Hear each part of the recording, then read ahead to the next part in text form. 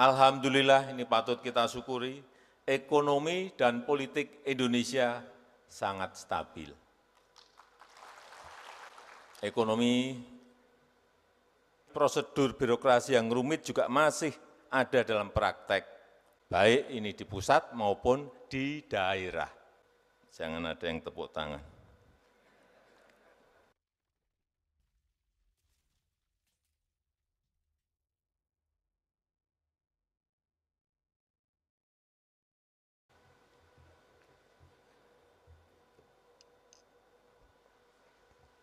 Bismillahirrahmanirrahim.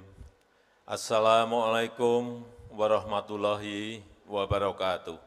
Pertama-tama saya ingin menyampaikan penghargaan dan apresiasi serta terima kasih kepada Badan Pemeriksa Keuangan BPK-RI yang telah melaksanakan tugas pemeriksaan keuangan negara dan terus meningkatkan profesionalismenya dalam fungsi pemeriksaan.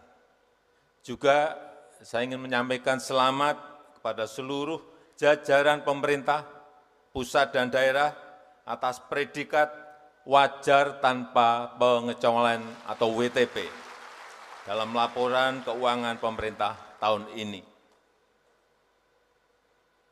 Sudah sering saya sampaikan bahwa WTP bukan prestasi, tapi WTP adalah kewajiban kita semuanya. Kewajiban menggunakan APBN secara baik. Ini uang rakyat, ini uang negara. Kita harus merasa bahwa setiap tahun ini pasti diaudit, pasti diperiksa.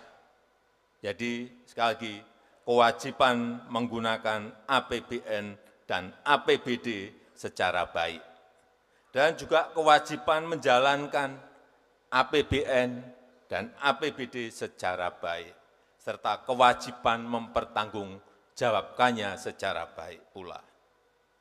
Bapak Ibu yang saya hormati, dalam beberapa tahun ini kita sedang menghadapi dunia yang penuh gejolak, geopolitik, perang dagang yang semakin memanas, dan juga perubahan iklim yang semakin nyata kita lihat. Pertumbuhan ekonomi global juga melambat. Tahun ini diperkirakan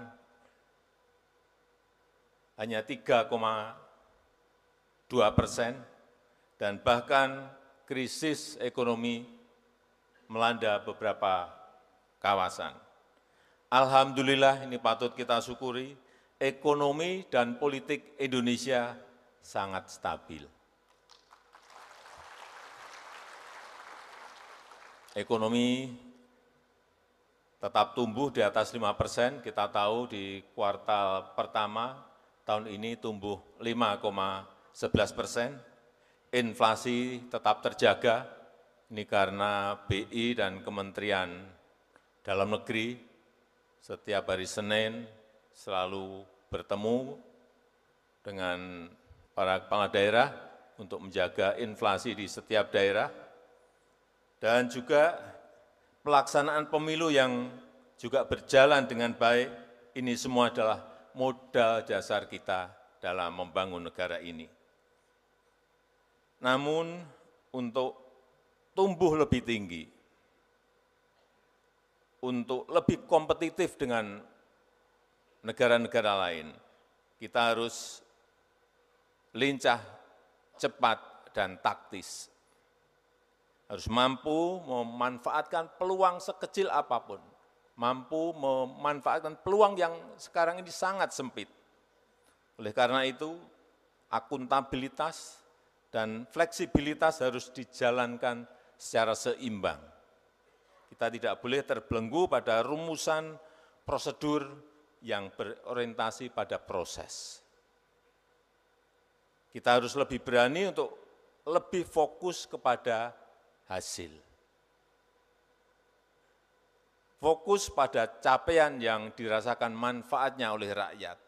Fokus pada capaian yang membawa kemajuan negara ini.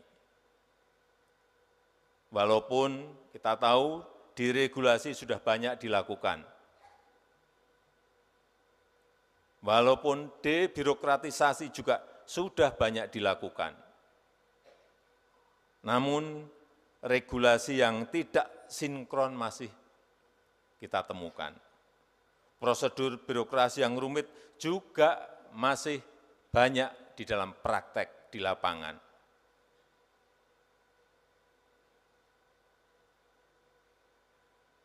Izin diganti pertimbangan, izin diganti rekomendasi, sama saja ngurusnya ruwet itu.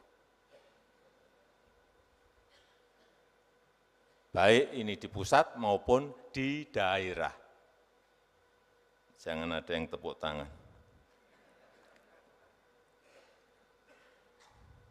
Hal seperti ini, sekali lagi, prosedur birokrasi yang rumit juga masih ada dalam praktek di lapangan. Hal seperti ini mudah disalahkan dalam pemeriksaan dan menjadi sumber ketakutan bagi aparat pemerintah kita. Oleh karena itu saya berharap reformasi struktural yang telah berjalan penting untuk terus dilanjutkan.